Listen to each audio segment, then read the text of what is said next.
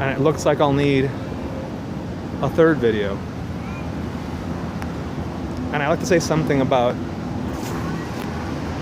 translation. Another key point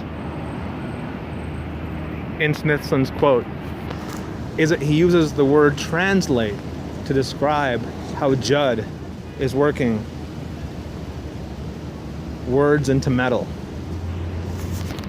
And I think a lot about my own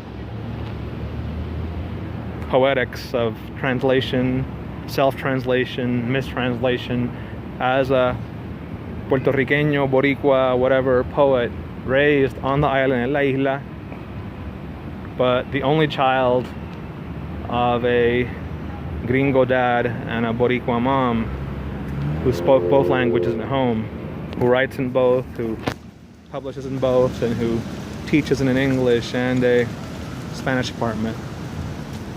So somehow that translation across and along, not only English and Spanish, but across and along right now, for example, we're going across and along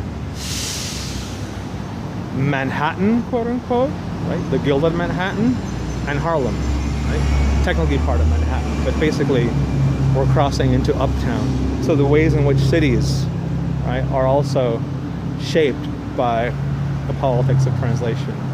And of course the ways in which language is also imprinted, right, onto the skin of the city, right? When we think of what's up there, right, we'll be reaching El Museo del Barrio pretty soon. We must have passed or be about to pass the Jewish Museum, right? So the more uptown we go, somehow the more ethnic of color, whatever the appropriate term is, according to the context.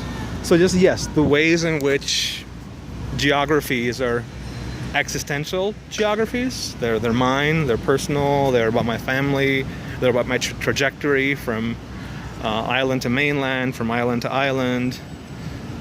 But they're also about translation in ways that is social, that is tied to certain traditions, in particular diasporic Puerto Rican literary and cultural traditions. I wrote a book on the Nuyorican poets, and I began writing at the Nuyorican Poets Cafe. So in that sense, there's a process of translation which is linguistic, but is more broadly cultural, right? If we think of what the Nuyorican poets were doing, people like Pedro Pietri, who was writing and organizing not far from here in the 1960s and 70s, and was born in Puerto Rico and grew up in the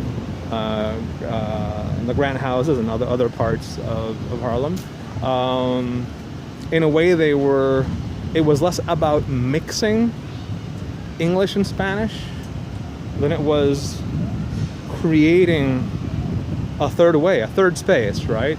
To use the geographer Edward Soya's much used term, right? There was somehow more than either English or Spanish, because both English and Spanish, of course, are colonial languages with colonial legacies, right? And somehow to imagine an urban space, right, whether it's uptown or in Loisaida on the Lower East Side, where the Nuyorican Poets Cafe is, or in the south side of Williamsburg, or other places where Puerto Ricans settled,